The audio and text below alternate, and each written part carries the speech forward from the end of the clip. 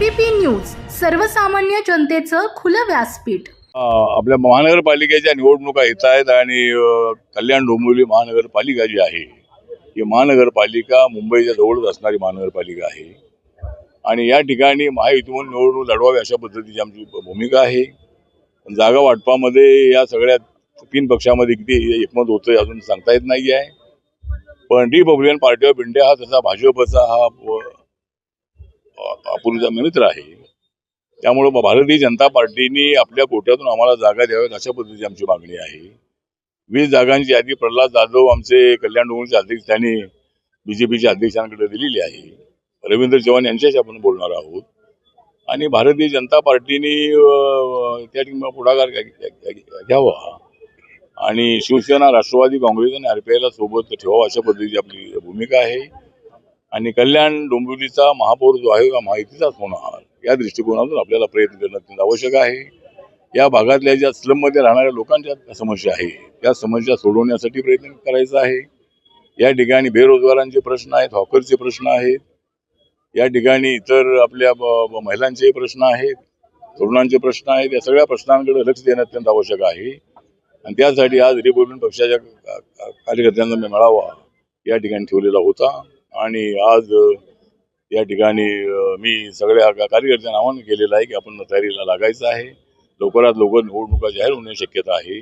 31 जानेवारीच्या अगोदर निवडणुका घ्या असा आदेश सुप्रीम कोर्टाचा आहे, त्यामुळं आपण कामाला लागा असं आपण त्यांना आवाहन केलेलं आहे। कल्याणचा महापौर होणार, मात्र शिवसेना आणि भाजपचा अंतर्गत वाद हा कल्याण डोंबिवलीमध्ये दिवसेंदिवस वाढत चाललाय, तर आपली भूमिका नेमकी काय असणार? मला वाटतं की कल्याण डोंबिवलीमध्ये भाजप शिवसेनेचा वाद वाढत चाललेला असला तर निवडणूक जवळ आल्यानंतर तो कमी होऊ शकेल आणि जर कदाचित काय अशा पद्धतीची युती झाली नाही तरी सुद्धा निवडणुकीनंतर आम्ही सगळे एकत्र येणार आणि या ठिकाणचा महापौर जो आहे हा महापौर हा महायुतीचा होणार याबद्दल आम्हाला शंका अजिबात नाही।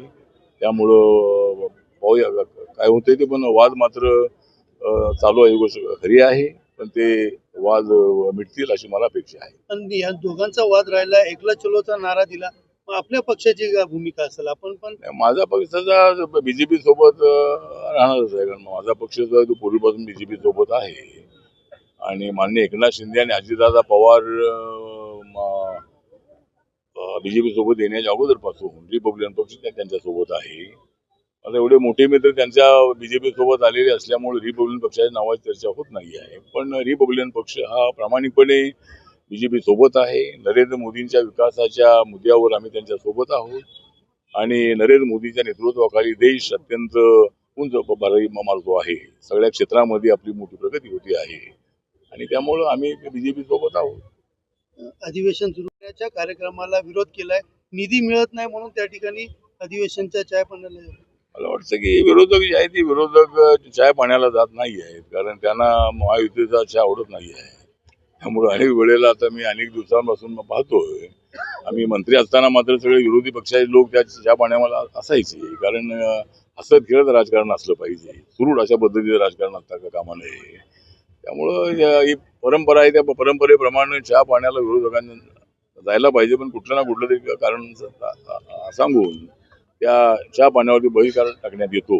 तर आता आज सुद्धा त्यांनी बहिष्कार टाकल्याची आपण मला माहिती दिलेलीच आहे, पण आता ठीक आहे, भूमिका कोणती घ्यायची त्या संबंधामध्ये सगळ्यांना अधिकार आहे, पण उद्यापासून सुरू होणाऱ्या अधिवेशनामध्ये महाराष्ट्राच्या, विदर्भाच्या अनेक प्रश्नांवरती चांगली चर्चा व्हावी आणि त्यामध्ये सर्वांनी भाग घ्यावा अशी माझी अपेक्षा आहे।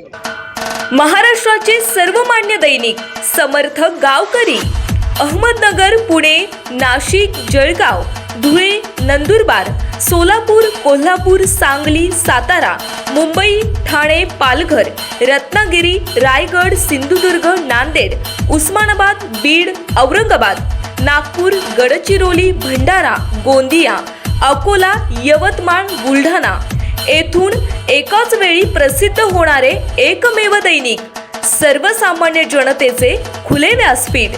संपादक आहेत विश्वासराव आरोटे। मोबाईल नंबर आहे 9423 38 85 08। दुसरा मोबाईल नंबर 9423 46 72 72।